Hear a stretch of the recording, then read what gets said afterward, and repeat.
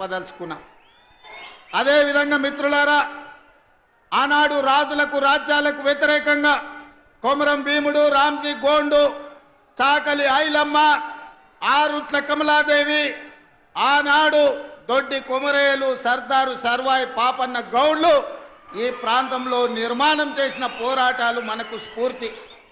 రావి నారాయణ రెడ్డి లాంటి వాళ్ళు ఆనాడు పండిత్ జవహర్లాల్ నెహ్రూ కంటే మొట్టమొదటి పార్లమెంటులో అత్యధిక మెజారిటీతో గెలిపించిన గడ్డ ఈ నల్గొండ గడ్డ. దేశంలోనే ఆనాడు పార్లమెంటుకు రావి నారాయణ రెడ్డిని అత్యధిక మెజారిటీతోని పంపించిన పౌరుషాల గడ్డ ఈ నల్గొండ గడ్డ.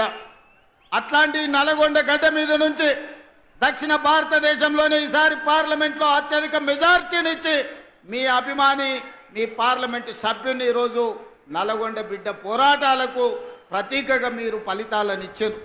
పెద్దలు ఉత్తమ్ కుమార్ రెడ్డి గారు ఎన్నికల కంటే ముందు మాట చెప్పింది నాకు, వచ్చేసారి కోదాడలో 1,00,000, హుజూర్ నగర్లో 1,00,000 పార్లమెంట్లో మెజారిటీ తెస్తా అంటే ఆనాడు నాకు నమ్మకం కుదరలే.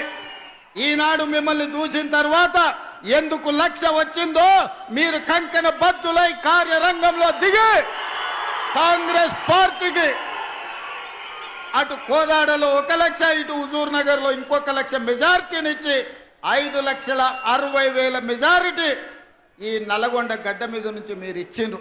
మీ ఉత్సాహం చూసిన తర్వాత మీ అభిమానం ఉప్పొంగుతుంటే ఇందులో నాకు చాలా ఆనందం కలిగింది. ఎందుకంటే ఈ నల్గొండ ప్రాంతం చైతన్యానికి మారు పేరు, ఈ నల్గొండ ప్రాంతం పోరాటాలకు మారు పేరు. అందుకే ఈ గడ్డ మీద నుంచి వచ్చే నాయకత్వం, ఈ గడ్డ మీద నుంచి వచ్చే తీర్పు ప్రజా తీర్పుగా ప్రజలు గమనిస్తుంటారు. అదేవిధంగా ఆనాడు భూమి కోసం, భుక్తి కోసం, విముక్తి కోసం పోరాటాలు జరిగిన తర్వాత శ్రీమతి ఇందిరాగాంధీ గారు గుర్తించిన ఈ దేశ ప్రజలు, ఈ పేదవాళ్ళు ఏం కోరుకుంటున్నారో, ముఖ్యంగా దళితులు, గిరిజనులు, ఆదివాసీలు, బలహీన వర్గాలు, మైనారిటీలు ఏమి ఆశిస్తున్నారో, ఏం కోరుకుంటున్నారో ఆలోచన చేసి ఆనాడు శ్రీమతి ఇందిరాగాంధీ గారు ఇచ్చిన నినాదం రోటీ కప్డా ఔర్ మకాన్.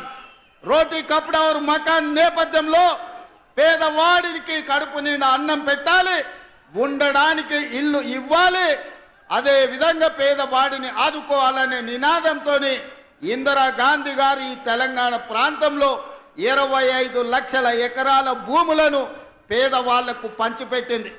అగ్రికల్చర్ సీలింగ్ యాక్ట్ తీసుకొచ్చి దొరల దగ్గర ఉన్న వేలాది ఎకరాల భూములను ప్రభుత్వం తీసుకొని దళితులకు, గిరిజనులకు, ఆదివాసీలకు, బలహీన వర్గాలకు అసైన్మెంట్ పట్టాల పేరు మీద 25 లక్షల ఎకరాల భూములను ఇందిరమ్మ పంచిపెట్టింది.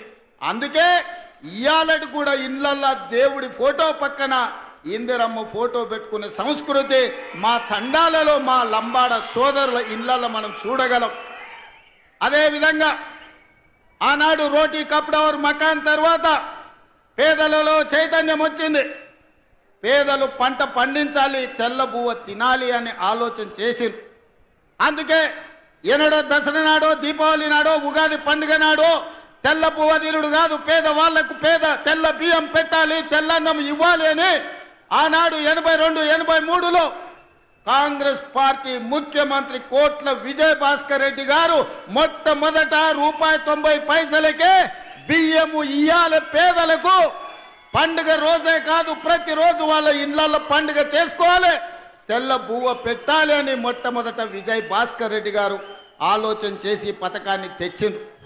కానీ పథకం అమలయ్యే లోపల ఎన్నికలు వచ్చినాయి. ఎన్నికల్లో అన్న ఎన్టీఆర్ అధికారాన్ని చేపట్టిండు.